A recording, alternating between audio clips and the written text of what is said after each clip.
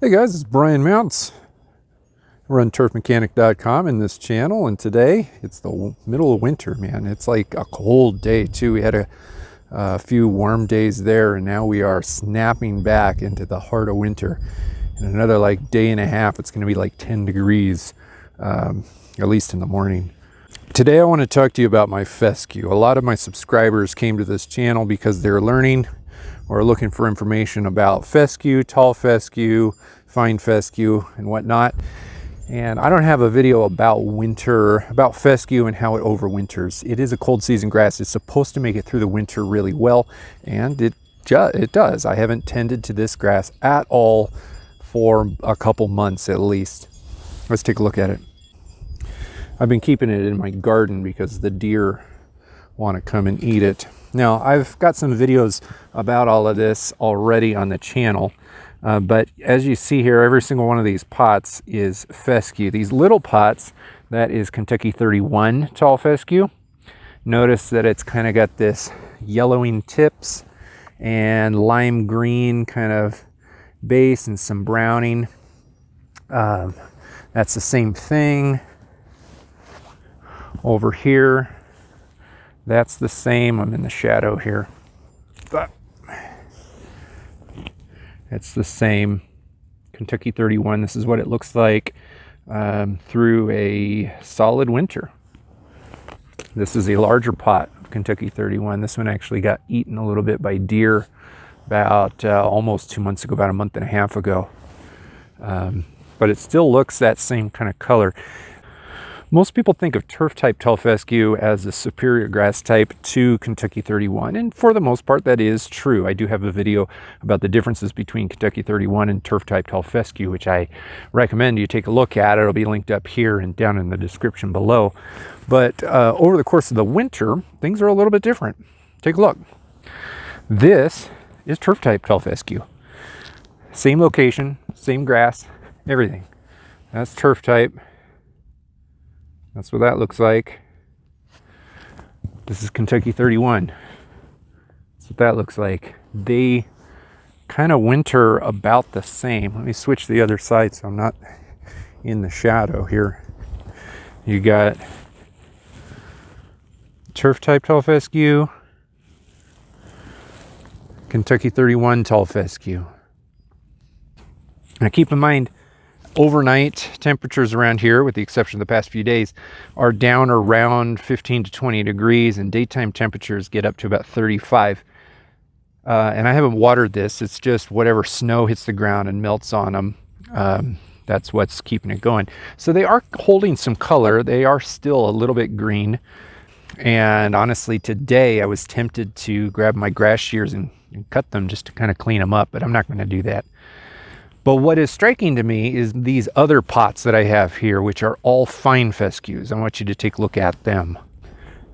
First, let me stand back so you can kind of see them all at once. Every pot that has a darker color, darker green color, is fine fescue. This first pot kind of has kind of reddish brown tips on it. This is creeping red fescue, creeping red. It's got kind of these burnt umber tips. But even still, there's a good amount of deeper green in there. It's an interesting color. Over here, this one also has a little bit of a reddish tint to the tips, a deeper color than the tall fescues. This is Chewing's fine fescue. This has not been cut since September. I grew it from seed in September. It has not been cut once. So it doesn't put on a lot of growth. And even in this long state, it's doing pretty good over the winter. But this is really interesting.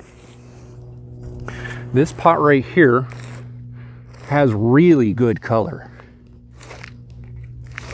This is sheep's fescue. Now, I also published a video not too long ago about how I thought sheep's fescue was probably the best low maintenance, no-mow grass of them all. Make sure to take a look at that. But look at the color. For wintering, it looks really nice. A little bit of browning on the edges over here, but not a lot. And if you want to talk about like extreme color, this is beautiful. This is hard fine fescue. This looks almost like grass in like September.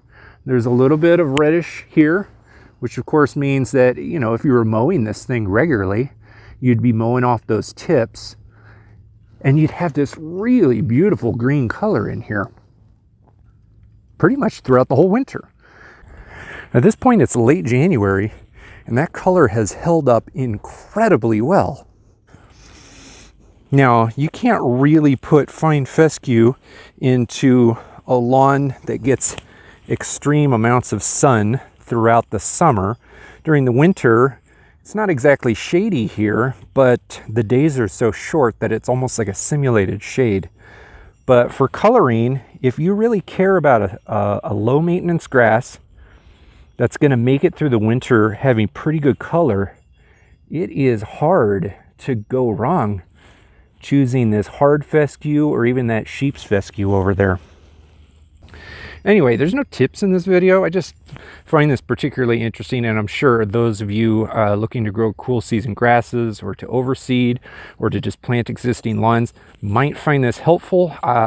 This has been eye-opening for me. I didn't know what these things were going to look like, you know, as a monostand over the course of the winter, but I am impressed. So make sure to watch the other videos that I have on fine fescue, which I'll link down in the description below and maybe here on the screen.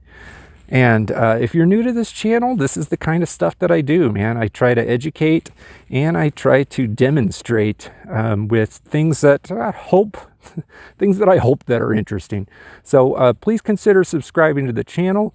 And I got to get back inside. It's cold out here. I'm looking forward to spring coming.